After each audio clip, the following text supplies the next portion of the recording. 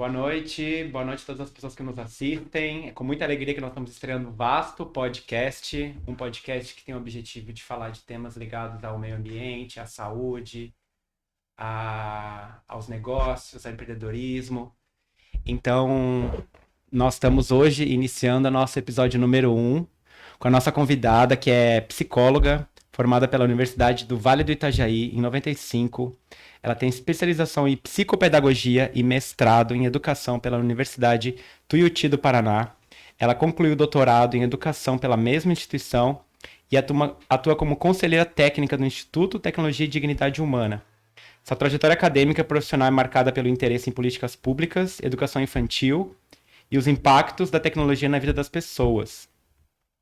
Ela participa ativamente de eventos nacionais e internacionais sobre infância, tecnologia e bem-estar digital, dedicando-se especialmente à proteção de crianças e adolescentes no ambiente digital. Seu trabalho integra reflexões sobre saúde, educação e cidadania na era tecnológica, promovendo práticas que equilibram desenvolvimento infantil e segurança online. Além disso, ela desenvolve projetos de pesquisa e consultoria voltados à formação de educadores e famílias, oferecendo orientações sobre o uso consciente da tecnologia. Sua atuação combina conhecimento acadêmico e experiência prática, buscando construir ambientes digitais mais seguros e saudáveis para crianças e jovens. É isso aí. Primeiramente, boa noite. Obrigado, Fabiano, pelo convite. Fiquei bem feliz de estar aqui, ainda mais sendo o primeiro podcast da série. E estou aqui para falar mais sobre meu trabalho, sobre as coisas que têm acontecendo ultimamente. Rosiane, como que você chegou nesse tema, assim, né? Você se formou em psicóloga em 95, né? Então fazem aí 30 anos. 30 anos. Como que você foi chegando Então, nesse assunto da tecnologia e o bem-estar? quando eu me formei, era a máquina de datilografar ainda que a gente fazia os trabalhos, né? Estava bem longe de existir celular, os primeiros computadores estavam chegando, ainda eram caros. Então, algumas pessoas tinham, mas era comercial, não chegavam nas casas. Mas meu interesse sempre foi como psicóloga pelas crianças, aquelas crianças que tinham dificuldade de aprender. E eu ia nas escolas e eu percebia que a dificuldade não estava só na criança, variava muito da maneira que a escola conduzia aquela criança, as aprendizagens dessas crianças. E isso fez com que me interessasse até mais pela educação que pela psicologia em si, apesar das duas estarem super associadas. E quando eu busquei o mestrado, foi em educação políticas públicas, que na minha cabeça eu pensava em tentar ajudar não a criança do consultório, mas as crianças do Brasil. Como que as políticas da infância, da educação para a infância, eram constituídas. Isso fez com que eu procurasse essa questão da educação políticas públicas. Do mestrado para o doutorado foram-se 10 anos. E 10 anos que eu continuei no consultório.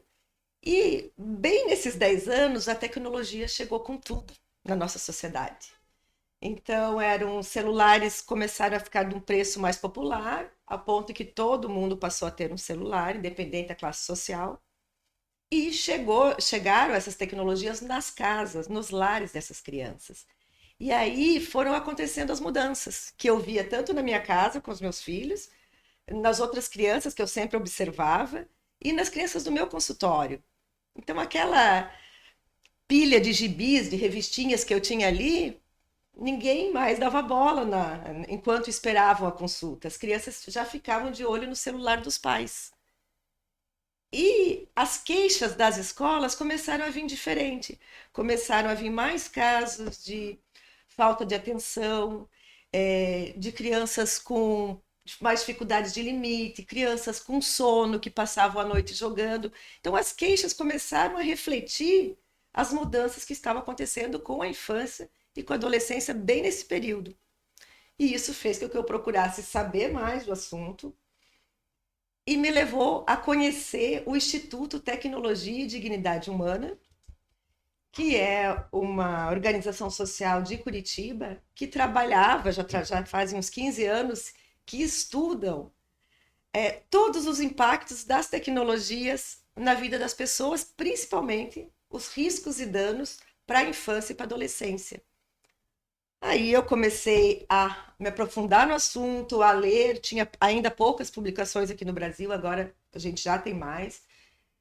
Quem era referência no Brasil, fui atrás, conhecer, participando de reuniões na Google, Facebook, tudo em função do Instituto. E fui me tornando especialista no assunto de dependência tecnológica, do uso da tecnologia e tal. E o que fez eu procurar o doutorado, também em educação, políticas públicas, na mesma universidade, mas daí já com foco nas transformações que tinham ocorrido na infância em função do uso das tecnologias. Então, o que mudou na infância e na educação dessa infância com as tecnologias?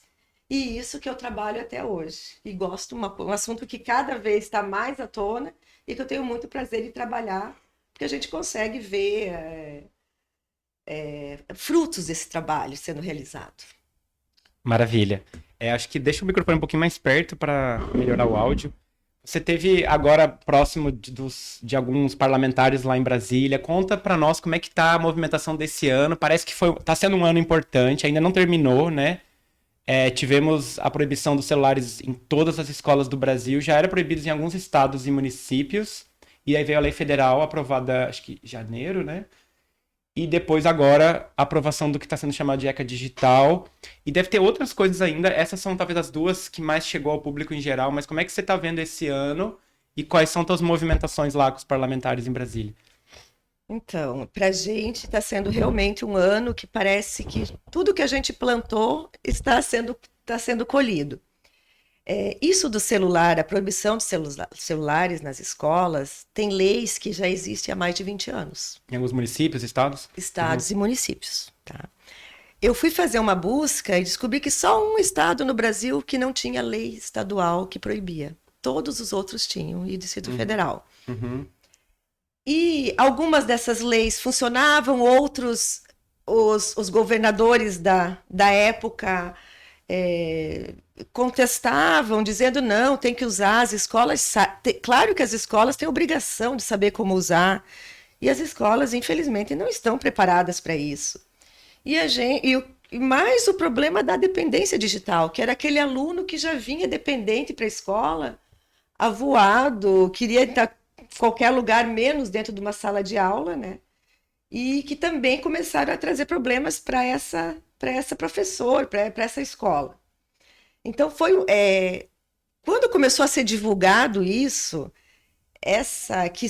se seria aprovada ou não a lei, a gente já ficou muito feliz com isso, porque era uma luta antiga. E é muito difícil para as escolas controlar isso. Então, a escola, tendo o aval da lei, que não é mais só municipal e estadual, uma lei federal, e mais que isso, Fabiano, a mídia.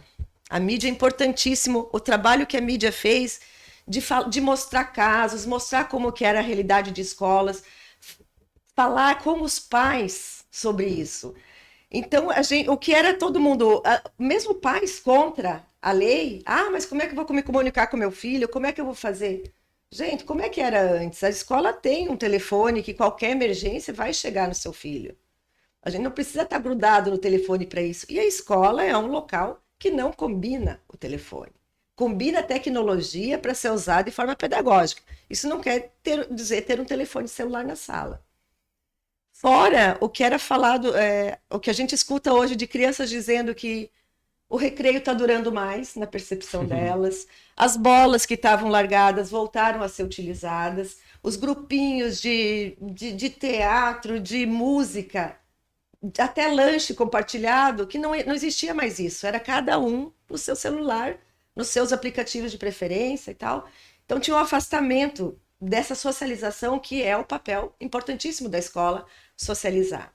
Então, quando a gente viu isso acontecendo, foi sancionado pelo presidente Lula, e tá ali, a lei está ali, está sendo posta em prática.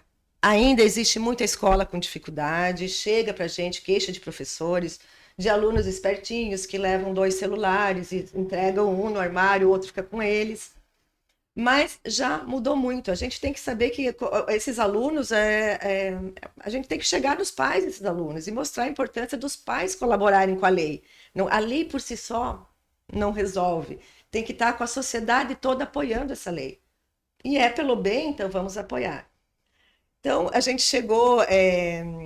Essa foi a primeira, acho que foi logo em janeiro, né? Foi para começar bem o ano. As escolas se organizaram para isso, com armário, com locais para guardar esses celulares. Depois, agora que a gente teve a outra lei que chamam de ECA digital, mas na verdade são pedidos que já são feitos há muito tempo para que tenham um olhar de proteção da criança e do adolescente na internet. A gente já tinha o Marco Civil da Internet, que traz isso da proteção, mas, de novo, não era público. Os direitos e os deveres não estavam bem estabelecidos e a gente precisava dessa regulamentação. Então, o que foi feito com tudo que a gente já está falando e tentando e escrevendo há anos, com a ajuda do influenciador Felca, isso veio à tona, fez com que outros parlamentares que não estavam acostumados com esse assunto viessem a estudar sobre isso e apoiaram. A gente teve um apoio muito grande dos deputados em relação a que essa lei se firmasse. E a preocupação foi até o último dia, porque para que não fosse sancionada com muitos entraves, que tivesse muitas vírgulas, porém, porque ali a gente poderia pôr tudo a perder. Uma coisa que lá do Instituto, como a gente trabalha a prevenção dos riscos e danos, a gente sentiu falta da questão da prevenção aparecer nessa lei, tá? Um trabalho direcionado às escolas, preventivo, campanha, a gente já tem nas legislações que organizam a educação no Brasil, a gente já fala em educação digital. Mas são poucas escolas que isso acontece, tem ainda pouca formação de professores para isso, poucos espaços nas escolas, mas tudo isso está acontecendo muito rápido aos olhos de quem está vendo de fora. Mas quem já trabalha com isso é um trabalho de formiguinha, que você também participa, Fabiano, que a gente vai pegando teóricos que falam, vai comprovando os malefícios e a gente está conseguindo ir para frente com isso, graças a Deus. Você disse que alguns parlamentares não estavam muito acostumados ao assunto, assim. Às vezes eu tenho a impressão, assim, eu fecho os olhos e imagino a rapidez e a velocidade dos desenvolvedores lá do Vale do Silício, principalmente, porque a maioria dessas empresas são do Vale do Silício, né? Uhum. Essas Big Techs são quase todas de um país só e quase todas de uma mesma região. E eu fico pensando lá no setor criativo deles, setor de negócios, criando algoritmo, aperfeiçoando o negócio deles, que é um negócio, né? A gente não pode esquecer que essas plataformas são negócios. E aí tem os nossos parlamentares do outro lado, que parece uma coisa, enfim, cada um tem uma história, cada um tem um nível... Claro que tem as assessorias, eles têm um gabinete, têm assessores, mas me parece que é muito lento, assim. Parece que aqui é muito rápido e é um conhecimento muito grande de psicologia, de como prender mais certas demografias nas plataformas. E aqui um setor público, os parlamentares, tentando correr atrás disso. Mas parece que é uma coisa várias vezes mais veloz do que essa. Como é que você vê essa dicotomia, assim? Tem os dois lados, assim. Um que é muito rápido e a gente está falando de pessoas muito experts. Uhum. Tá? Então, a questão da persuasão, por exemplo. Eles estudam muito o ser humano para saber cores, sons, o que vai atrair a atenção mais, tanto de criança, adolescente e de adulto. Então, eles têm todos os recursos que a gente nem imagina. Quando vem as novidades, a gente só aceita. A rolagem de tela, por exemplo. É uma novidade que todo mundo achou bom. Ninguém parou para pensar que ia dobrar o tempo do usuário. Porque ele tem, automaticamente, ele não precisa ir atrás das informações, ela já chega. Então, a gente vai... Eu falo a gente porque eu não culpo os políticos. Eu também levei um susto com essa mudança toda. Uhum. E eu procurei me atualizar no começo. Mas as famílias ficaram encantadas com os recursos das tecnologias, todas as pessoas, vendo só o lado bom. Um deslumbramento, né, no início. Deslumbramento. Uhum. E existe muito ainda. A tendência é a gente ver o lado bom. Nossa, se o mundo inteiro usa, é claro que eu vou usar.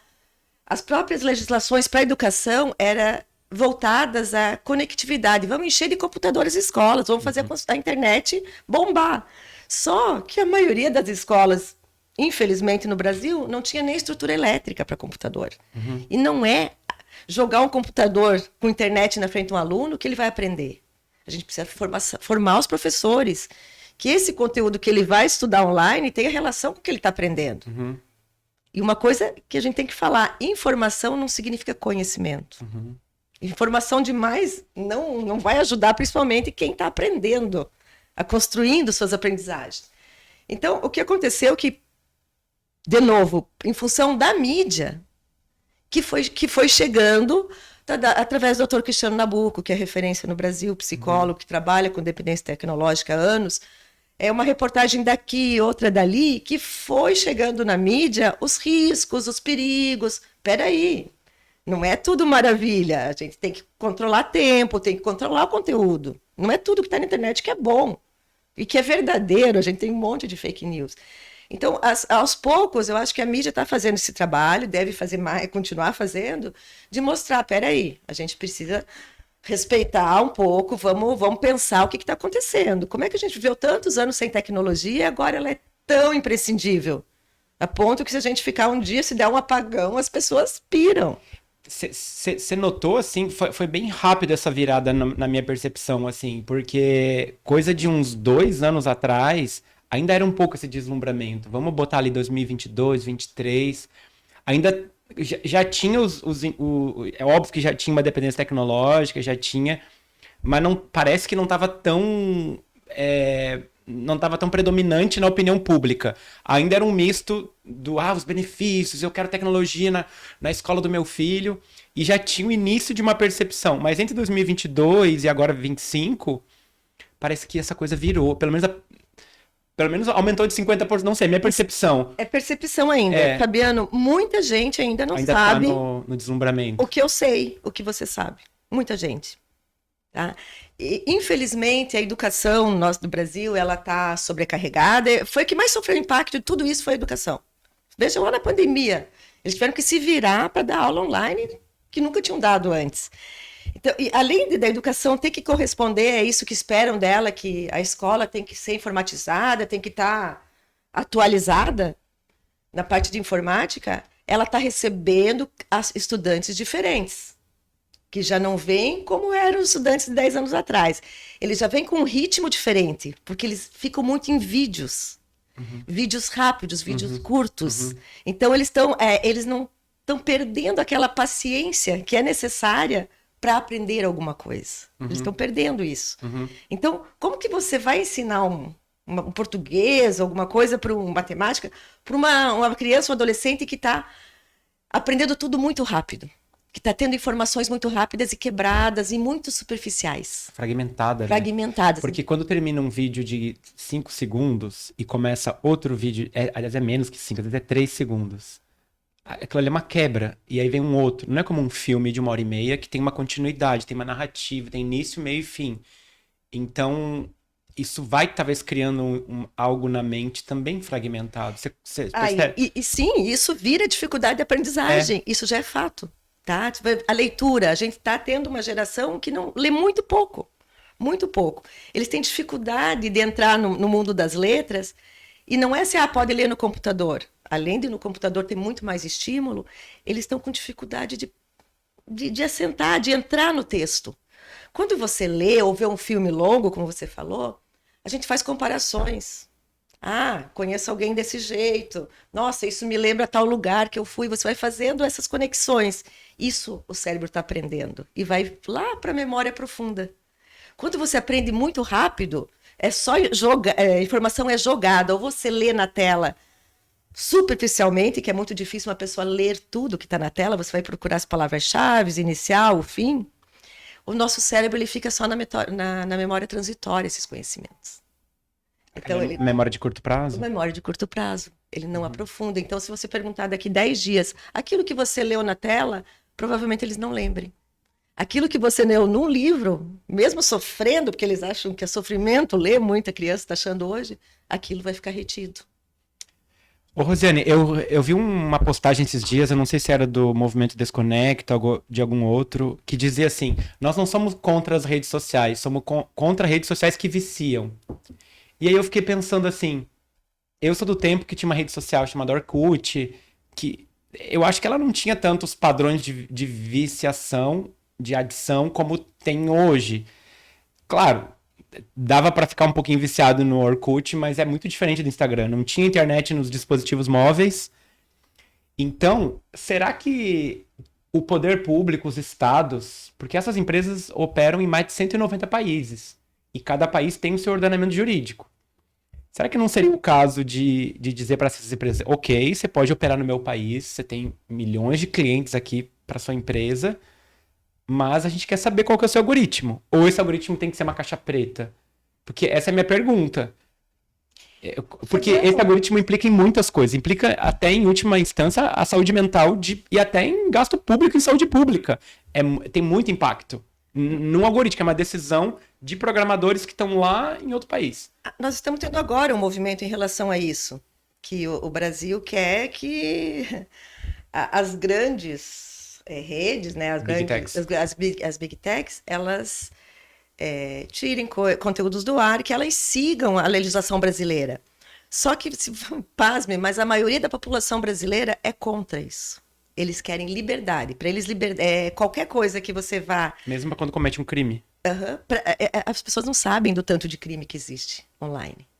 Então, eu que penso na criança e no adolescente, peraí. Daí joga assim... a pessoa tem liberdade de escolher. A gente não pode pôr a culpa só na Big Tech. A gente tem que pôr a culpa na nossa sociedade, que está aceitando dessa forma, que tem falado pouco dos riscos e danos, tá? E tem que falar com os pais. O que é isso, gente? Criança com menos de 2 anos já... tem pesquisas mostrando que elas aprendem a sair das fraldas depois de usar o celular.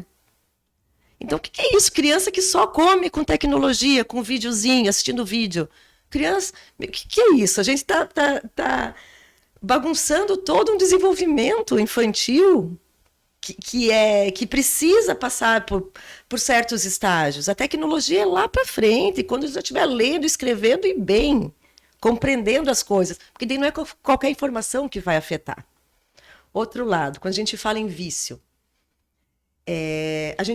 a palavra vício ela é muito pesada. Vício existem, tá? Já o game disorder no nosso CID, que é quando a pessoa ela perde, ela tem muitos prejuízos na vida dela, porque ela não consegue sair daquele jogo. Vamos por exemplo das redes sociais. Aquilo traz pensamentos depressivos, mudanças nas relações sociais, prejuízos no trabalho ou na escola. Então, a gente tem um questionário todo para a gente fazer para ver se é vício mesmo ou se é mau uso. Então, vício, quando a gente fala em vício é uma coisa muito séria, que você vai utilizar os mesmos mecanismos de um dependente químico. Então se eu ficar viciado no celular é a mesma coisa que usar uma droga? Sim, o teu sistema nervoso ele vai responder da mesma forma. É estímulo e resposta. E cada vez você vai ter vontade de usar mais. Teu corpo vai pedir isso. Crianças que ficam, de uma hora para outra, se você tira o celular ou PlayStation dele, eles têm abstinência. Eles têm reações de agressividade, igual uma outra compulsão qualquer. Vira uma compulsão. Então a gente tem que cuidar para falar de vício. Existe vício? Existe. Mas o principal é o uso errado, é o uso exagerado, sabe? Poxa, se você entrar ali no qualquer celular, qualquer computador, você vai encontrar o controle parental. É a dica que eu dou para todos os pais. Acesse o controle parental, é de graça, e coloque ali limite de uso. Tem o Google Family, que você coloca programas também, termos que você não quer que ele acesse, porque a internet é um mundão sem fronteira ali, está tudo aberto para criança. E uma criança com 3, 4 anos, com os dedinhos dela, ela chega onde ela quer e onde ela não deve chegar. Então, cadê os pais para controlar o básico ali? Horário. Você já ficou o teu tempo de jogar? Deu. Ter os combinados. Então, parece que os pais, assim... É muito fácil falar. Eu sou mãe, eu sei que Agora estão grandes, mas eu já fui daquelas de sair com o modem dentro da bolsa.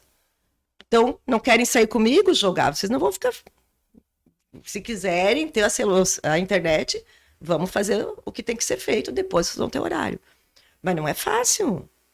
O que é fácil é deixar eles com o celular e poder fazer uma janta tranquila, poder jantar tranquilamente no restaurante com os pequenos ali olhando o celular. É uma babá digital. Isso conseguir o silêncio da forma mais rápida. Você consegue o silêncio, só que aquela criança tendo, além de perdas, ela está deixando de aprender muita coisa. Ela está deixando de aprender. Vamos ali cozinhar com a mãe, vamos ver como se faz o almoço. Ela está deixando de ajudar, ela está deixando de esperar. Para se segurar uma criança, por exemplo, esperando num consultório dentista, da psicóloga, no próprio carro. É difícil para eles esperar. É uma geração que está ficando ansiosa em função do uso excessivo. Eu queria falar sobre isso do esperar, que quando a gente tem essa geração dos vídeos curtos, que em parte a gente também está sendo afetado por isso, porque antes a rede social, os principais eram posts estáticos, aí parece que começa com o TikTok, essa descoberta dos vídeos curtos, que deixa de ser até uma rede social, começa a ser uma rede de recomendação, que é outra coisa. Você vê muito pouca coisa dos seus amigos, você vê muito mais coisas virais, que o algoritmo entende que é viral, entende o seu gosto e fala, vou mandar coisa viral para ele. E aí começa a ter uma dificuldade mesmo de estar sem estímulo. E aí vem essa coisa de estar sempre ocupado. Como que é a relação com o tédio, né? A espera, o tempo, a paciência. Eu vejo às vezes em mim assim, a dificuldade de estar sem fazer nada, de estar só no... né? E às vezes tem ideias, tem certas tomadas de consciência que precisam de um espaço para acontecer, né? Não é só estímulo, estímulo, estímulo, estímulo, né? Fabiana, você tocou num ponto bem legal, Fabiana. O tédio, ele faz parte da vida e ele ajuda no desenvolvimento infantil também. Eu lembro quando eu era pequena, que, nossa, não existia nada nem próximo à tecnologia. A gente brincava muito na rua e chegava uma hora que a gente olhava uns para os outros e falava, o que vamos brincar agora? E ali vinham surgindo as ideias. A gente tinha imaginação, a gente inventava as coisas. E as crianças de hoje, elas estão perdendo a capacidade de imaginação. Os adolescentes, isso apareceu até na prova do PISA, que é aquela prova internacional que o Brasil participa. Uhum. Na parte de criatividade, como teve um decréscimo no Brasil. Porque você tem tudo pronto. Por que eu vou imaginar um castelo grande, velho, em cima de uma pedra, se a internet já me dá uma imagem que ela que me quer dar? Então, cadê a criatividade, a imaginação? Está se perdendo.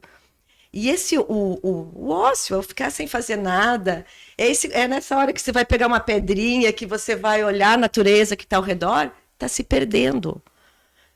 Eu fico indignada quando eu vejo uma criança num carrinho de bebê que os pais levam passear e a criança segurando um tablet ou um celular, vendo filminho.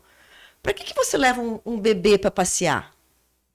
Para ele ver o cachorro, para ele ver árvore, para ele ver prédio, para ele ver pessoas. Para ele ver como funciona a sociedade. E ele está ali preso no mundo que a mãe escolheu, que é o melhor, o da Peppa, o outro, que ela acha que não vai prejudicar tanto. Só que a cabecinha, o sistema neurológico das crianças não estão preparados para isso. Se você, com seus 30 e poucos anos, imagino, você já sente falta de ficar conectado, de ter alguma coisa pronta, imagine para as crianças que não tiveram esse período sem que você teve. Você vai ter contato com as tecnologias, provavelmente, próxima à adolescência. Uhum. As crianças não. Gente, tem criança que pro pai trocar uma fralda tem que estar com o celular na mão. Não, ela só come se estiver olhando filme. Eu escuto isso dos pais. Então, daí o que isso tem hoje? Uma procura maior por psicólogos infantis, por crianças com ansiedade e sintomas de depressão e mesmo agressividade por falta da tela. Então, o que a gente fala para os pais? Então eu tenho que tirar a tela. Não. São combinados. Primeiro que se ela já está com esse padrão de funcionamento, ela vai ter um rebote. Quando você tirar, ela vai reagir. Vai vir raiva ali. Ah, a mãe é chata, eu não quero, grito, choro, vai espernear. Isso a gente tá falando pros pais que os filhos já têm acesso às Já tem telas. acesso à tela. Depois vamos falar dos novos pais, assim, mães, que, tipo, meu amigo tá nascendo a filhinha dele agora em fevereiro. Tá, vamos primeiro falar desse, depois a gente fala desses. Porque esse, digamos que o vício já tá instalado, a pessoa, o mau uso. O mau já uso. já tá instalado, porque a criança, o adolescente já tá usando. O cérebro dele já aprendeu a ver aquilo. Aquelas cores, aquele movimento, e quer um joguinho atrás do outro. Uma criança que chega lá no Mario Bros, na frase 3, ufa, deu. Não, ela vai ganhar estrelinha, ela vai ganhar pontos, ela vai querer ir para a fase 4. Então, sempre essa espera do querer mais. Os pais que eles já deram e vê que os filhos não estão lidando bem com isso, porque tem crianças que lidam bem, que são boas de aceitar limites. É raro, mas existem. Os pais souberam trabalhar direitinho essa questão do limite. Então, não, meu filho tem 6, 7 anos, ele vê um videozinho quando chega da escola, mas acabou, ele não pede, ok. Agora a gente tem crianças com 6, 7 anos, até menos, que tem o seu próprio celular, o seu próprio tablet, todo com a capinha de borracha. Por quê? Porque eles não são capazes de cuidar ainda do equipamento. Eles não estão desenvolvidos para isso. Mas eles têm o seu, faz parte deles. Deus o livre de ficar sem internet. Vão viajar para um lugar que não tem internet, essa criança vai incomodar. Então, como que os pais vão fazer essa retirada? Essa retirada tem que ser gradual, tem que ser combinada. Vocês têm que conversar com a criança. Uma criança que você acreditou que tenha maturidade para ter um celular, ela vai ter que ter maturidade para te ouvir e o que está acontecendo. Você está ficando nervosa, você não está obedecendo, na escola não está legal, então vamos mudar o seu horário de uso. São combinados. Mais do que mudar o horário de uso, é ver o que elas estão assistindo. Tá? Porque tem pai, eu já caí nessa, de achar porque era desenho, era inofensivo, e não é. Hoje em dia a gente tem muito desenho que não é nada inofensivo, passam mensagens subliminares ali bem terríveis até. Eu acho que mesmo com esses controles parentais, com esse Google Family, como é que é o nome? É um dos... Eu acho que mesmo assim é muito difícil de, tipo, sites pornográficos, cyberbullying, várias comparações para uma menina adolescente com a beleza. Desafios perigosos.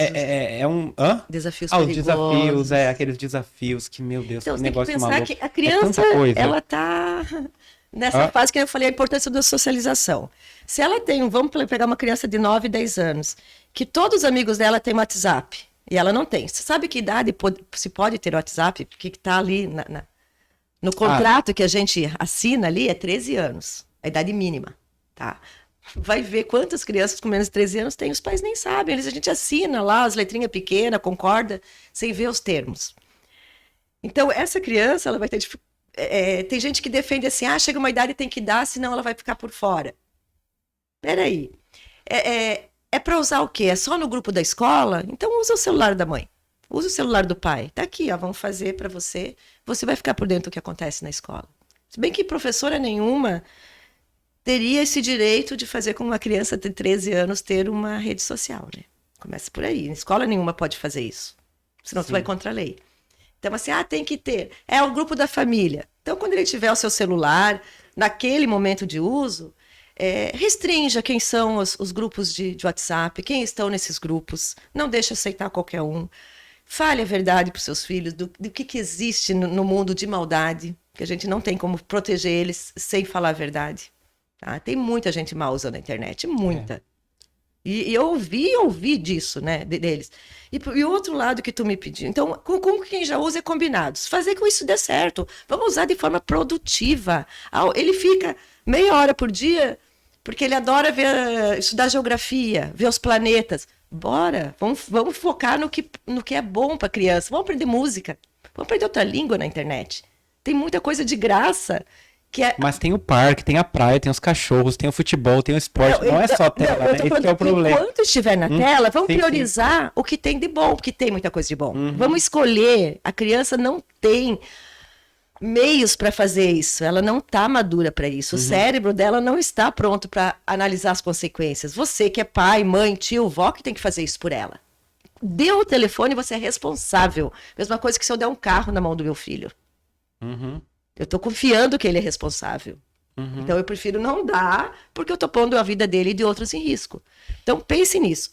No caso de pais que ainda não tiveram filhos, a gente está tendo uma geração bem legal, que eu vejo, de pais que, peraí, comigo não. O meu filho vai ser diferente.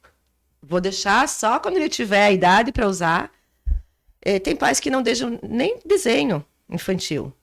Eles vão estudar qual é o desenho que tem menos estímulos ou que estímulos melhores para a criança. Qual é o som que vai relaxar, qual é o som que não vai. Então, os pais, eu acho que eles estão ficando mais informados. Essa geração de pais jovens, tá? Que a outra meio que já se perdeu.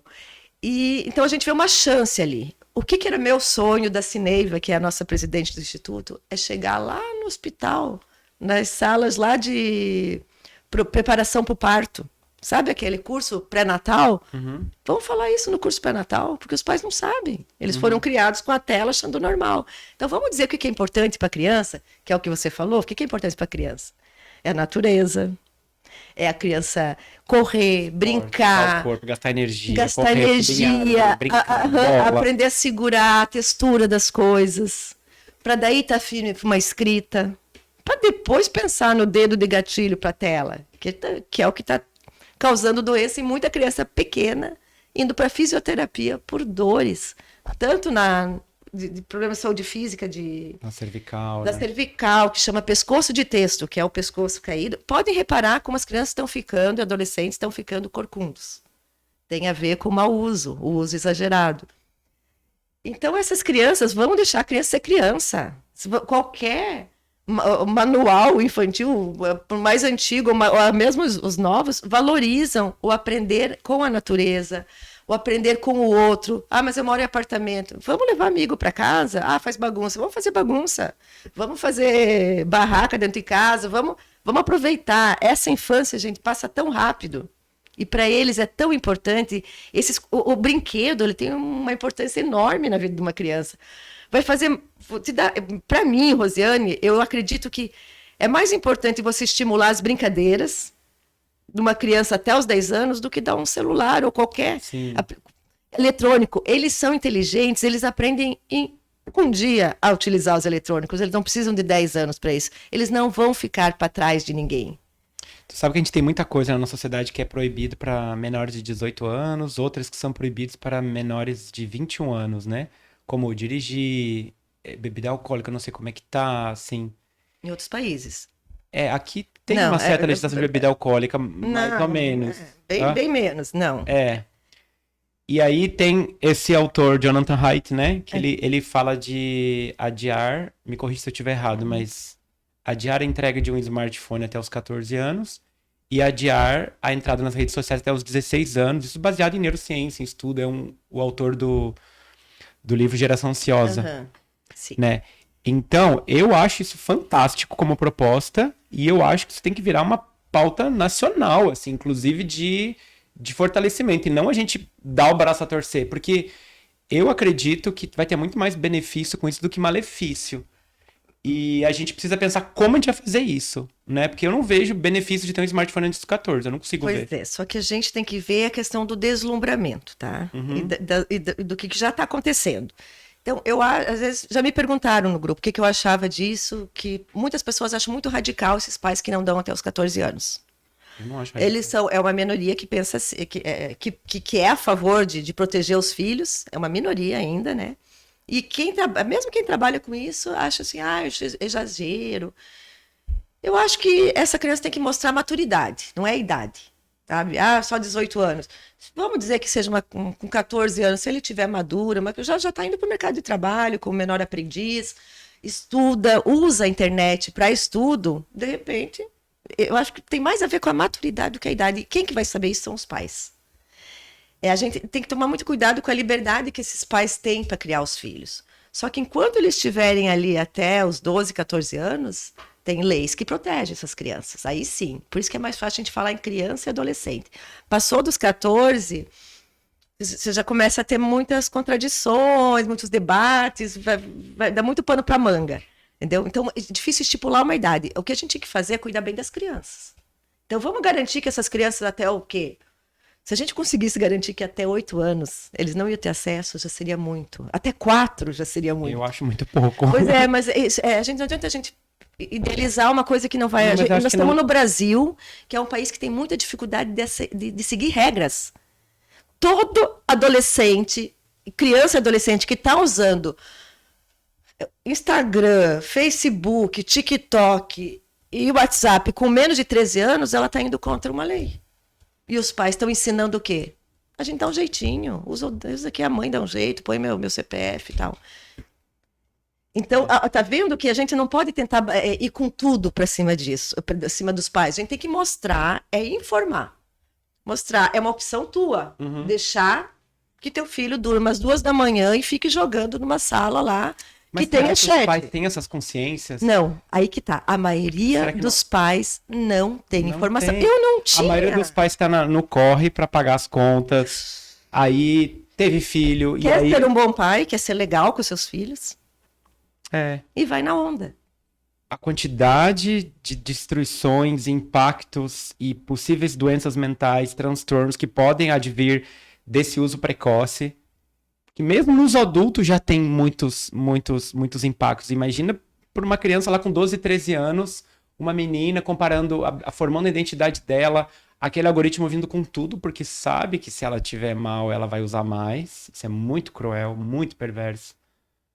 Então, eu não acho que é ir com tudo. Eu acho que essas empresas estão vindo com tudo e elas não pensam no ser humano, não pensam na vida. Elas só veem cifras. E aí se fala assim, mas a gente não pode botar regra, tem que ser tudo sem regra nenhuma. Será? Não, é que nem você falou, vai virar um problema, já é um problema de saúde pública. Seríssimo. Acabei de te mostrar aqui que estão prevendo para atendimentos no SUS de dependência tecnológica. Então, olha o ponto que a gente chegou, olha o gasto que vai ser para o governo isso. Cadê os profissionais especializados nisso? É tudo muito novo. Mas eu aprendi nesses 5, 6 anos que eu estou no Instituto a agir com calma. Vamos devagar, porque tudo, senão falar assim, elas são radicais demais, eu nem quero ouvir o que elas vão ter a falar. Então a gente prefere se basear em evidências científicas. E você sabe, Fabiano, que fazer pesquisa é muito difícil. No Brasil é difícil. Depois que veio a legislação de proteção geral de proteção de dados, dificultou mais ainda. Principalmente pesquisas que remetem à criança. Então, para a gente provar que no Brasil, através de ressonância magnética, isso e aquilo, é um estudo de 5 anos para mais. Então, e até lá, tudo que vai acontecer. Então, a gente já tem bastante estudos robustos, maioria de fora do Brasil, tá? Mas a gente tem estudos. Então, o que a gente precisa fazer? Que esses estudos cheguem aos pais. A gente precisa chegar nas escolas, que esses professores, que é o que eu adoro fazer, que é formação para esses professores, eles não sabiam. Os professores aqui de Itajaí, da rede municipal, a gente conseguiu atingir um bom número de educadores. Vou te dizer que ali 60% não sabia do que a gente estava falando. Era a primeira vez que eles ouviam dos riscos e danos. Professores formados, que estão atualizados. Então, imagina os pais. E não tem classe social. Qualquer classe social. Você tendo acesso. Mas como é que não tem dinheiro para ter internet? Mas eles dão um jeito, sabe? Às vezes não tem o que comer, mas a internet está ali, pega a senha do vizinho, um do outro, e chega onde não quer. Então, eu ainda acho que a gente tem que avançar nas pesquisas e contar com a mídia para que essas pesquisas cheguem. Né? É aquilo lá. A minha ideia, que não foi só minha, mas acho que no Rio Grande do Sul já está acontecendo isso, em Porto Alegre, quando você vai comprar um celular ou um computador, que tenha um adesivo, como tem no do cigarro, não é próprio para menores de idade. Não deixe crianças usar sem acompanhamento. Coisas assim que a gente... Isso ia ser legal. Que daí aquele pai, eu uso, você usa se você quer. Então você está sabendo que teu filho pode correr riscos por isso, né? Então eu acho que a gente tá avançando muito, que nem você falou, nesse ano, reflexo de todo o trabalho da doutora Evelyn Stein, que é do Rio de Janeiro, uma pediatra que sabe muito do assunto e que trabalha muito, muito para que esse assunto seja divulgado. A gente tem o doutor Cristiano, a gente tem a Cineiva, que é aqui no Paraná, que é da área da educação, que tem esse meu olhar de chegar nas escolas. o olhar da prevenção. Eu não quero que meu consultório cheio, não quero mesmo, cheio de dependentes ali, cheio de crianças que foram humilhadas na internet, daquela criança gordinha que não gosta dela porque só vê padrão magro, do cabelo liso porque é o que aparece, tem que ter o nariz fino porque todo mundo tem, sabe? Eu não quero escutar esse tipo de criança, porque eu vou conseguir ajudar uma. Eu quero fazer advocacy, que é provocar leis, que é o que a gente está conseguindo fazer. Provocar leis. Tem uma linha de código lá no algoritmo que pode fazer com que usuárias, meninas, adolescentes se sintam melhor ou pior. E pode ter impacto. E é uma linha de código. E um algoritmo. E a gente pode ficar aqui falando. Claro que a gente deve falar com os pais, com as escolas. Mas é que tem uma linha de código lá. Se você explicita ou oculta o número de curtidas, isso tem impacto psicológico. E a gente tá falando sobre isso, né? O quanto que uma forma que uma plataforma é apresentada pode trazer mais segurança para uma pessoa, para sua identidade, ou pode gerar uma ansiedade por aprovação, que pode gerar mais engajamento, que pode gerar mais dinheiro por modelo de negócios. Com certeza. Então, nós como nação, nós vamos dizer assim, não, façam como vocês quiserem aí, porque a gente não pode regular, porque se regular é censura. E aí, faça o que vocês quiserem, depois a gente se vira aqui com os psicólogos, com saúde mental, com Ritalina, com remédio.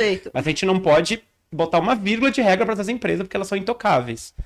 Será que esse discurso é correto? Porque todos os setores da economia são regulamentados. Você tem a mineração, ela tem regras.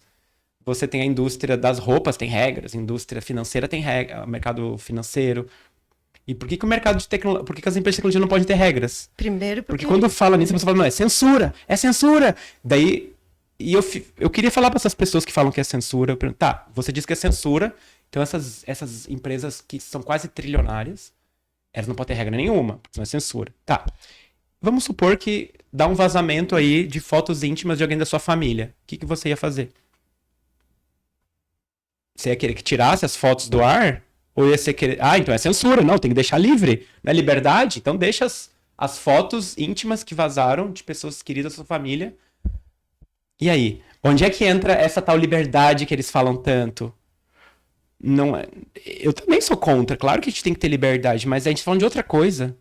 A gente tá falando de saúde pública. A gente tá falando de pensar no outro. Se eu dou conta... E se isso não faz mal para mim, mas pode fazer para os outros. Mas, assim, seria meu sonho a gente chegar nas Big Techs, sabe? A gente já teve, mas o contato com, por exemplo, do TikTok, reuniões, eles são obrigados, por lei, a demonstrarem um interesse de proteção na infância. Mas quando você vem com projetos realmente que vai dificultar a forma de entrar, que eu perdi tempo fazendo isso... É por aí, não perdeu tempo. Para eles não interessa. Mas é óbvio que não interessa. Mas não tem que interessar mesmo. Mas é que a gente não tá para agradar eles. Então. Não é para agradar. Mas quando eles procuram o Instituto, o TDAH, por exemplo, eles querem o quê? O aval do TDAH. Só que a gente não caiu nessa, né? Quase. Por mim, na hora eu pensei assim, meu Deus, a gente vai fazer... Tem uma investigação fortíssima aí do lobby que tá acontecendo, essas empresas, elas têm lobistas, elas têm muito dinheiro. E aí isso é muito triste. Isso é muito triste. Então assim, a gente tem de um lado a população que tem que se unir e querer isso. Claro. Daí a gente pode cobrar dos políticos. A regulamentação já começou. Esse foi o primeiro passo que a gente deu agora. Para proteger a criança e o adolescente. Primeiro passo que, na minha visão, está sendo enorme, porque a gente não tinha essa proteção. Então, tem que ser celebrado. Vamos para cima. Só que quem é da área da psicologia, da educação, a gente está mais preocupado na prevenção. Aqui, eu não entendo de algoritmos como vocês. Então, a gente tinha que ter mais representantes para chegar a peitar uma Big Tech com argumentos, sabe? Meu argumento é científico, que faz mal e tal. E como é que isso vai lutar contra o dinheiro? Sabe? E isso que a gente nem falou da questão da radiação. Que eu aprendi. Que é um outro universo. Vocês. O Slowphone... E o Slowphone tá plantando a sementinha para que um dia isso entre, né? Ainda não tá na pauta do dia, Mas no momento, por exemplo, que essa legislação de janeiro, que foi aprovada a nível nacional, proíbe, a sala de aula passa a ser um lugar com mais higiene eletromagnética. Só que não foi por esse motivo, foi por outro motivo. Aham. Mas tá tudo certo, pra nós não importa o motivo. Cada Mas ganho já é um ganho. Pelo menos tu tem ali, sei lá, quantas horas ela fica? 5 horas por dia? quatro Às horas. vezes 5, às vezes é turno integral. Já são algumas horas do dia que ela tá um pouco mais protegida. São, sei lá, 20, 30, 40 aparelhos a menos numa sala. E Né? mesmo A gente pode dar outros passos, de tirar o Wi-Fi, botar cabo nas escolas. Isso. Por que Internet. não fazem isso? É falta de informação também, Fabiano. Uhum. Porque a escola não tem gastos enormes com isso. É cabeamento, é aterramento e tal. Então, é coisas que não é falado. É que as comprovações científicas já estão bem robustas, mas como aconteceu com o cigarro nos anos 50, 60, 70, não bastam só ter evidências científicas robustas. Você tem que ter uma opinião pública que vira o negócio tá para cá e vira para cá. Entende? Porque a opinião pública lá nos anos 50 era de que o tabaco era inofensivo. Inclusive, podia até ser bom. As E era sinal de propagandas status. glamourosas, era glamour. Mas além disso, tinha até um pessoal que chegava a dizer que era saudável, assim.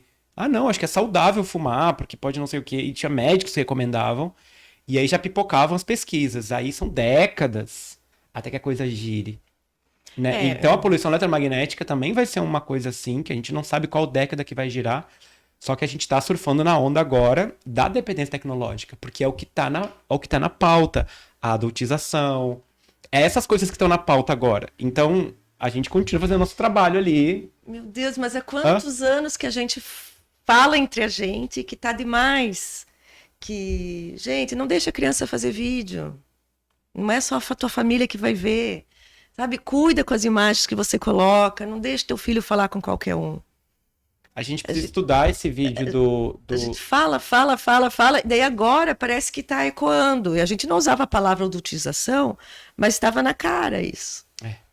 Então precisou e é um dos alguém... aspectos só. Esse vídeo do influenciador Felca, ele fala de um dos aspectos, que é a sensualização de crianças. Com consequente monetização disso pelos pais. Além de outras problemáticas que ele trabalha, mas essa é uma das principais, que gerou a prisão daquele cara e deu um grande empurrão nesse PL que tava que era do senador Alessandro, se eu não me engano, Alessandro. de 2022. Já tava 2 anos parado, 3 anos. Foi o que deu o empurrão. E aí o Congresso tava... Não, ninguém ousou a ser contra. Depois que a população, que virou isso, foi pro noticiário mostrando que parlamentar que vai ser contra. Só que não é só um vídeo vir, esse vídeo ele tem que... É vídeo como se fosse uma grande semente, uma coisa... É o começo. Mas tem que... Sim, mas é que tem também um solo fértil. Esse assunto, ele já estava mais ou menos... E ele foi muito bem embasado pelo vídeo, já tinha... A gente tem que estudar. Esse vídeo do Felca Adultização, né, que teve milhões de visualizações, ele é um case. Ele é um case, assim, de mudança de opinião pública. Que a gente deve estudar ele como... O que aconteceu, o que gerou os antecedentes, o vídeo em si, as evidências. Foi um vídeo... Ele falou que demorou 1 ano pra fazer esse vídeo. Né? Então, é um case fantástico. É um case fantástico, assim. Então, a gente fala muito desses casos, assim, de abusos sexuais na internet, ou até esses desafios que podem levar até a morte. Mas tem essas coisas sutis também que eu falei agora, de uma menina ali que tá com a baixa autoestima com o corpo dela. Se comparando. Será que a gente tá criando uma sociedade de modelos, que o lábio tem que ser igual, o corpo tem que ser igual? Ou a gente tá valorizando a singularidade? Uma decisão algorítmica pode favorecer a padronização ou pode abrir espaço para valorizar a singularidade, porque nós todos somos singulares. Um vai ser mais assim, mais assim, mais assim, mais assim. Quem decide isso agora é o algoritmo. Não é mais você. Entendeu? O algoritmo é uma empresa que tem objetivo como lucro. E ela opera nos estados-nação. E ela que está decidindo isso, para que lado você vai. E o que os estados-nação estão fazendo? Eles estão ficando de braço cruzado, faz o que quiser com a minha população. Peraí, mas os filhos lá dos grandões, eles não usam. Eles estão em escolas Waldorf, que Estão aprendendo a mexer em formão, em tinta, Com hortinha, com cachorro, na terra. É isso, com natureza. Eles estão preservando os filhos, estão tocando instrumentos musicais, tá? Enquanto os outros estão lá o dia inteiro achando que estão abafando. Uma outra coisa, Fabiano, que assim, eu como mãe sempre defendi, eu acho criança assim, a infância é a coisa mais linda do mundo. E hoje eu provo com a minha tese ali que a infância está sofrendo mudanças muito grandes em função do uso da tecnologia. Tá? Sim. É inquestionável isso, mas a gente precisa provar ainda com os autores referenciados tal isso. Mas eu considero a infância um período assim que a gente tem que dar muito cuidado. Eu sei que tem mães e pais que trabalham o dia inteiro, estão cansados, mas pense que esses anos passam muito rápido. Sim. E eles precisam de você com dor nas costas, mas brincando com eles, sentado no chão. Então, é para ter filho, é para isso. Daqui a pouco eles não vão mais querer você. Você não vai mais ter esse valor. Quem vai importar são os coleguinhas, o que vem de fora. Então, aproveite, abrace essa criança e brinque com ela. A brincadeira, o brincar tem um efeito maravilhoso no cérebro, maravilhoso. Então, além de eu me preocupar que essa criança tenha uma infância legal, a gente tem acesso a crianças que sofrem abusos via internet.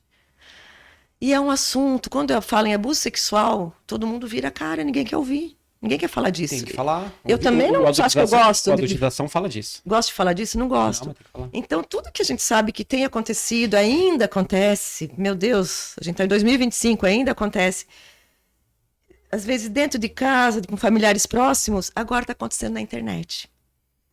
E na semana agora do dia 16 de setembro, nesse mês, a gente esteve tanto em São Paulo, na Polícia Científica do Estado, aonde eles mostraram como são feitas perícias de celulares e computadores que são pegos por extorsão, sextorção que a gente fala, por querendo cobrar por imagens, por nudes. Tá? Então lá a gente viu como que são esses aparelhos que vêm de fora, como que a equipe faz para juntar esses dados para ser a prova. Fazer provas para a prova específica, física. Então é incrível o trabalho que eles fazem. A gente tem tecnologia de ponta para isso no Brasil. Estamos conseguindo, mas como eles dizem, o crime também tem. O crime tem as mesmas ferramentas que a gente tem aqui, eles têm. E na outra semana, que foi 2 semanas atrás, a gente esteve em Brasília, no Complexo da Papuda, entrevistando apenados que têm penas por crimes sexuais contra crianças e adolescentes no ambiente digital. Então, eles ficam separados, os crimes sexuais, você sabe, dos outros presos normais, porque senão os outros não perdoam, né, um crime sexual, principalmente contra criança e adolescente. Então, eles ficam separados, mas só nessa separação tinha mais de 390 presos, tá? Por crimes sexuais contra crianças e adolescentes da região do Distrito Federal, não é do Brasil. Só no meio digital? Não, no meio digital, a gente tem que ir atrás dos processos. Uma grande parte tem o meio digital envolvido de alguma forma, geralmente por arquivo de fotos. Então ali eles conseguem encontrar. A gente conseguiu ter acesso a alguns desses, que a gente não precisava ter um número tão grande. Como é uma pesquisa encomendada, eu não posso nem dizer muitos, não posso dar muito, falar muito, porque a gente ainda está nesse processo de construção desse relatório. Mas eu estive frente a frente, como eu estou aqui com você, com um cara que tinha idade para ser meu filho, crianças, adolescentes de 20 e poucos anos, bonitos, que vocês viram que teve uma infância adequada, alguns, outros não, outros tiveram uma infância mais sofrida, mas aprenderam a utilizar tecnologias muito cedo, sem ter a responsabilidade que exigia, e hoje estão presos por causa disso. E daí, então, eles me contavam. Eu não tenho muita informação sobre jogos, mas teve a paciência de me explicar como que isso acontecia no ambiente de jogo. Tá? A gente vai num chat do jogo, deu o exemplo do Discord, mas pode ser um GTA, qualquer jogo que tenha o chat, e a gente começa a fazer amizade ali. pela função. Ah, são policiais, ou são ladrões, ou se é moderador, sei lá. Eles vão fazendo amizades. E eles percebem, sim, que são crianças. Tem administradores mais duros que pedem comprovação com identidade, tudo, CPF. Mas a maioria não pede desses jogos, tá? Depende do servidor, segundo ele. E então a criança entra ali, ele como administrador do grupo, ele tinha a obrigação de tirar crianças. Só que não era por idade, era por maturidade. Então, uma de 12 anos, a menina era super boa no jogo, ficou. Tinha um de 10 que era excelente, ficou. Depois do chat, eles vão para uma sala, para uma outra sala, Telegram, Snapchat, essas que são de mensagens instantâneas e que apagam as mensagens depois, não fica retida. Então, eles vão para um espaço assim, continuam falando sobre jogo, mas ali já se conhecem melhores e depois vão parar no WhatsApp.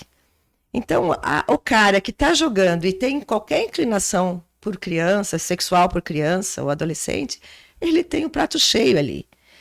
Eles chegam a ficar mais de um ano conquistando a confiança daquela criança. E aquele menino lá, o Joãozinho, de 10 anos, ele acha que está conversando com um amigo, porque pela foto ele vê que o amigo é da idade dele, tem o corpo parecido com o dele. A menina, a mesma coisa. Não, eu vou te ajudar com coisas do jogo. O meu avatar vai ajudar o seu avatar. O fato de a gente chamar esse PL que foi aprovado agora e já foi sancionado, se eu não me engano. Agora, recentemente, foi aprovado nas 2 casas e foi sancionado pelo presidente. O fato de a gente chamar ECA digital é bem significativo, né? Porque o ECA, não sei de que ano que é o ECA mesmo, o ECA original. Já faz algumas décadas, né? E aí, ECA digital. Porque na época do ECA normal... As preocupações eram outras.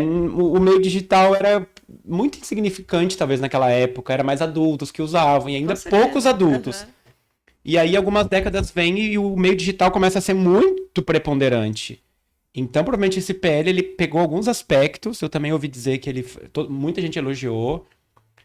Não sei se essa doutora estava envolvida. Tem esse... Evelyn estava. A Lana, né? A Lana é um outro movimento que é bem interessante. A Lana trabalha com a questão da propaganda, do que é, o que é, deve ser acessível à criança ou não. É bem interessante. A gente tem várias organizações que só se preocupam com ajudar a Criança infância. e Consumo, a Instituto Alana, né? Achei muito legal. Um conjunto. Eu acho que o senador Alessandro é um dos que elas conseguem dialogar bastante. Tá sendo talvez um dos porta-vozes desse movimento lá no Congresso. E talvez a gente precise de mais legislação ainda, porque... Com certeza. Essa, eu falo, foi o pontapé. A gente não tinha como exigir muita coisa, porque a gente está lidando com uma novidade, com uma legislação que a gente quer que continue forte. Então não dá para tentar enchendo de coisa, ela ia demorar mais para sair, né? Mas tem muita coisa ainda para ser trabalhada. E eu, Rosiane, eu quero chegar na educação. Eu quero chegar nos prefeitos, que eles me apresentem como para o secretário de educação, como alguém que vá ajudar. Porque até agora eles estão torcendo o nariz. Tem prefeituras bem pertinho daqui, gastando dinheiro para informatizar centros de educação infantil. Para quê? Me prove os benefícios disso para uma criança. Educação infantil é até 4, 5 anos. Com cadeirinha pequenininha, tudo. Gente, para quê? Para quê? Para quê? Para quê? Me explica. Desinformatizar. Com o nosso dinheiro ainda. Sabe? Vamos investir no quê, Fabiano? Em parque. Parque, esporte, horta, produção de educação emocional, educação afetiva. Eu viajo bastante, você teatro, viajou artes. também. Você viu que os parques na Europa é outro nível de parque. São parques bonitos e não são brinquedos estruturados. A maioria é brinquedo diferente, que a criança tem desafios, porque é legal ter desafios. Tem que escalar, tem que passar. Tem que escalar, não é nada muito pronto, coloridinho, é tudo mais... A criança que tem que dar a tonalidade das brincadeiras, não tem que vir tudo pronto. E eu acho que o investimento seria menor ainda do que ficar informatizando. Bem e menor. Muito mais benefício para a sociedade. E a gente tem que conseguir ter pesquisas mais que falem em dinheiro, sabe? Porque você vai ter uma geração toda problemática, vai ter muito impacto em saúde pública. Gastos. Você viu aquele processo do prefeito, era prefeito de Nova York, ou estado de Nova York. Você viu? Ele estava processando 4 ou 5 empresas. E ele chegou numa cifra de 100 milhões de dólares. Você viu isso? Falou assim, ó, vocês, com o que vocês fizeram eu gastar 100 milhões de saúde pública aqui. Agora eu quero... Então, eu quero indenização. Eu acho que isso é fantástico. E não é contra essas empresas. Tudo bem, vocês podem operar como qualquer outra empresa, sabe? Mas tem regras, assim. Eu tenho certeza que elas continuariam sendo bilionárias. Vamos supor que a gente colocasse algumas regras. Por exemplo, o algoritmo tem que ser aberto, não pode ser uma caixa preta.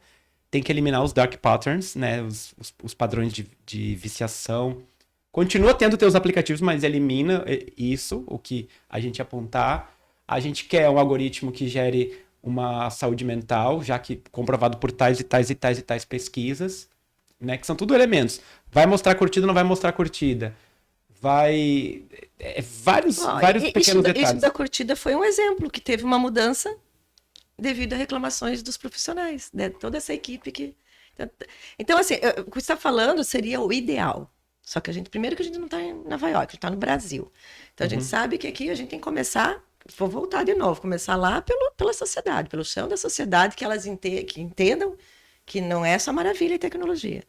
Daí a gente chega nas políticas, a gente forma a política, porque a gente está já com o povo concordando com a gente, para daí exigir dessas... Eu acho que a gente está num momento muito favorável. Muito favorável. E eu espero que... E vamos mexer com mais gente, porque a gente precisa de gente, a gente precisa de mais advogados que entendam disso. Não sou eu e você que vão processar a Meta, processar o Facebook. Não. Por exemplo, um site de pornografia com coisa autodeclaratória, né? Que chama, né? Ah, eu tenho 18 anos. Isso é autodeclaratório. É ridículo. Ridículo a gente aceitar isso. Inclusive, um dos presidiários me falou que tem muita criança que usa aplicativo de voz para mudar a voz e parecer mais velha no jogo. Tem isso. Mas é uma coisa tão simples proibir sistemas de verificação de idade baseado na autodeclaração. É tão simples isso. É só uma lei. E como é que você vai ser contra isso? Eu não consigo entender uma pessoa... Então, eu não sei como é que em 2025 a gente ainda tem isso. Você só tem que entrar num site e dizer, eu tenho 18 anos sim ou não. Não, tu vai com o dedinho, a criança demora 3, 4 vezes, uma hora ela vai conseguir. No TikTok era pela data de nascimento. Vai rolando ali até uma hora consegue. Tá, mas não é só botar data de nascimento. Pra abrir um aplicativo no banco, você tem que fazer reconhecimento facial, você tem que tirar uma selfie com o documento. Eu concordo com você. Então é óbvio que a gente... Isso é só uma das coisas, mas tem várias outras coisas. Mas assim, pela minha experiência, a gente já tá evoluindo, é um começo, tá? Vamos falar mais disso, tornar mais natural isso. Vamos falar sobre os problemas também. Como eu vejo assim, mães que são super cuidadosas com a alimentação. Não deixa comer vegetariana, ultraprocessados, compra lá, gasta mais para comprar coisas orgânicos, evita o açúcar. E essa mesma criança está no supermercado com o tablet na mão. Tem lógica. Então a gente tem que falar, como foi falado, que faz mal os agrotóxicos, o moranguinho, o tomate, que as tecnologias dado na hora errada, de maneira precoce, e sem acompanhamento, porque eu acho que o pai e a mãe ele tá jogando. Fique do lado, veja a reação do teu filho. Se ele fica nervoso, se ele burla no jogo, com quem que ele gosta de jogar, que jogo. Tem que estar do lado. Ô, Rosane, eu vi uma postagem pra gente encerrar, que do Instituto do Movimento Desconecta. Eu queria saber a sua opinião como psicólogo, como ser humano também. Porque era assim, se nenhum dos coleguinhas do seu filho tivesse smartphone, você daria um smartphone pra ele? Não. O que tá por trás disso? Você entende? É sutil, tem uma coisa aí por trás. Olha, é de pensar isso, né? É de pensar. Então, a gente normalizou tudo. Virou status. Você tem um iPhone, a maçãzinha ali atrás, que você paga não sei quantos mil reais, larga na mão do adolescente, e eles querem ter o iPhone. Os outros já não têm tanta graça. Então, assim, é toda uma glamorização que está sendo em cima das redes, da internet, do teu perfil. Daí tem meninas que vão lá, tiram 200 fotos para gostar de uma, que pagam para tirar fotos que fiquem boas. Tem gente que paga para ter seguidor. Comprar seguidores. Isso adulto. Então, assim, a gente tá mexendo... Tá tudo muito louco, né? Vamos falar a verdade. Tá? Mas é uma coisa meio de efeito manada, né? Porque se ninguém tivesse, se esse movimento dos 14 anos e dos 16 anos que tá virando, pelo menos eu tô vendo mais gente falar sobre isso, se, por exemplo, assim, não, aqui nenhum dos pais dá para filhos menos de 14 anos smartphone. E se você já conhece 2, 3, 4 pessoas, você pensa, não tô sozinho nisso, eu não sou um louco solitário. E aí começa a ter aquele efeito da massa crítica, né? Começa a aumentar, eu acho que é por aí. Então a gente tem que ganhar massa crítica nisso, e sabe? como tinha escolas que pais preferiam tais escolas porque lá não usavam. Porque o professor tem que usar, Fabiano. Tem que ter quadro grande, tem que mostrar. Imagine você mostrar uma reação química pela internet, não fazer mais eles imaginarem, sair do livro impresso. Tem 1000 recursos para usar ali para a educação. Só que tem que ser tudo planejado, tem que estar dentro do que está sendo do contexto. O professor tem que fazer essa mediação. Depois que o aluno estiver mais maduro, ok, faça pesquisas em casa. Mas que pesquisa? Como que é pesquisar? Não é entrar no Google ali, inteligência artificial, está deixando todas as respostas iguais. Isso para aluno de faculdade. A gente nem falou desse tema da inteligência artificial. Está deixando tudo igual. Várias pesquisas dizendo que a pessoa que faz um trabalho pela inteligência artificial, ela nem se lembra do que ela fez, comparado com os que redigiram mesmo. A gente tem que ensinar... não, meus alunos da 8ª série já estão grandes, eles fazem pesquisa em casa. Mas eu ensino a pesquisar. Você tem que ir para o Cielo, você tem que ir em sites de pesquisa comprovados, pesquisa científica. Não é qualquer coisa, não é Wikipédia, não é, sabe? A gente tem que ensinar. Usando bem, não tem problema nenhum, porque daí você não vai errar, você não vai exagerar em tempo e você não vai entrar em conteúdo que não te traga algo bom, algo positivo. Um assunto que a gente não falou, que eu acho que dessa semana passada, da inclusão da disciplina de educação midiática e digital. Acho que esse nome eu não sei se você está por dentro disso. Olha, Fabiano. Mas uma coisa que estão falando há muito tempo é o tal do letramento digital, né? Por exemplo, você recebe pelo WhatsApp uma informação e aí tem um índice que eu já vi, pesquisaram não sei quantos países, de uma informação verdadeira e uma informação falsa, uma desinformação. Para eles aprenderem isso. E aí o país que ficou melhor, acho que era a Suécia ou Finlândia, que a maior parte da população sabia, não, isso aí é uma bobagem que passaram na internet. A gente não chama desse nome, porque eu acho midiática complicado. Eu também acho esse nome meio complicado. Mas a ideia aparentemente parece boa. O que é o nosso trabalho principal no Instituto? É educação digital consciente. É isso que a gente... Independente do nome, é isso que já está. No BNCC, que já tem... Puxa, tinha que saber... A nossa base nacional comum curricular, ela já está ali. Essa educação digital. Que tem que ser falada de modo crítico, reflexivo, o uso das tecnologias. E digo mais, nessa agora do celular, nessa lei do celular, você sabia que ele fala sobre dependência tecnológica e que as escolas têm que ter espaço para lidar com alunos que tiverem com sofrimento psicológico por causa o FOMO. Da falta, Estudantes e funcionários, Sim. Então, essa é a lei de janeiro, né? Então, a lei de relação à educação e tecnologia, eu que estudo bastante a questão, adoro, eu te digo que a lei tá prontinha. Tô falando da lei de janeiro, aquela. Não, eu tô falando do BNCC, que é a nossa base comum curricular, Base Nacional Comum Curricular, que já existe há anos, já está lá o que é para ser feito. Só não fala como. Que determina os conteúdos que tem que ser abordados. Isso. Tá, mas em qual disciplina que vai isso? Não, todas as disciplinas, de forma interdisciplinar.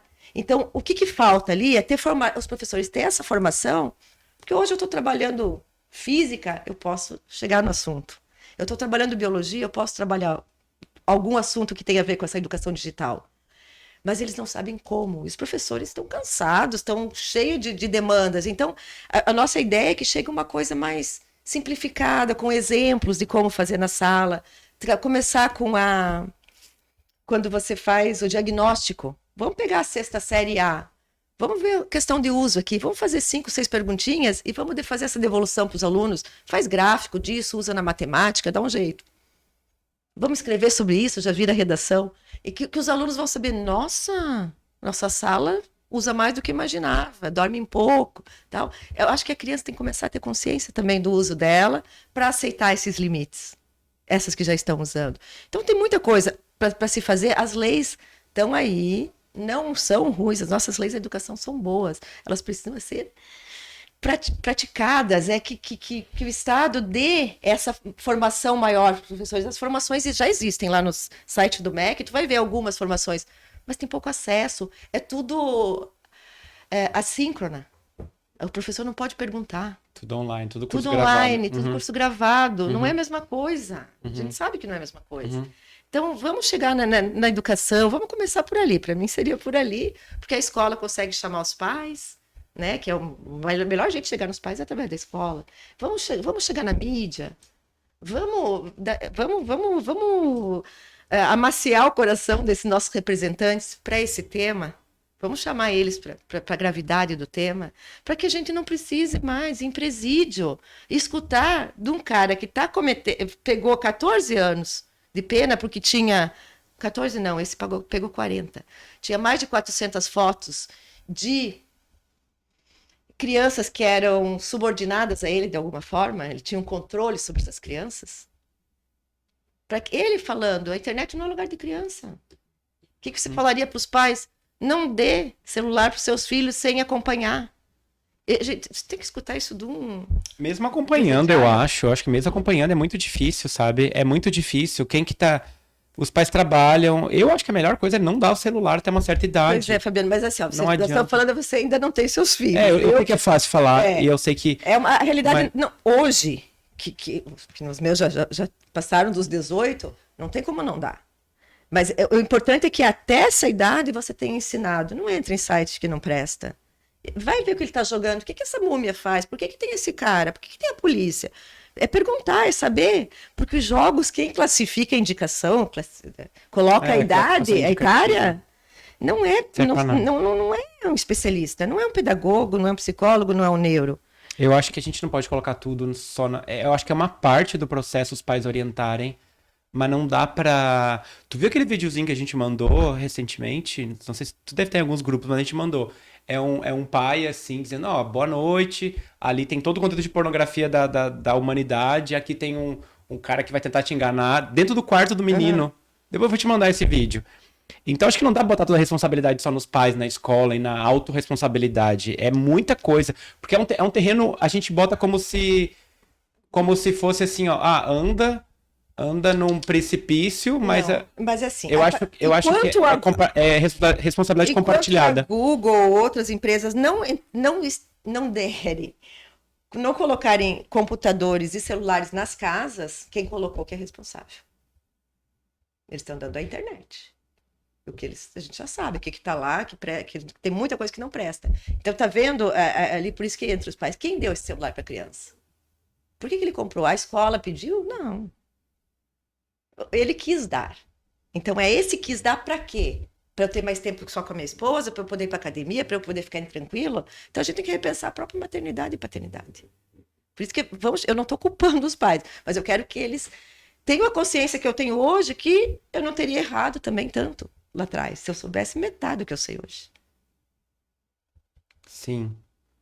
Mas também acho que não dá pra dizer assim, todos esses problemas é só porque você não educou direito, como se só as Big Techs não tivessem responsabilidade nenhuma, né? Bem, então vamos lá. Eu acho que família, a responsabilidade compartilhada. É compartilhada. Família, sociedade, educação, tá? Legislação.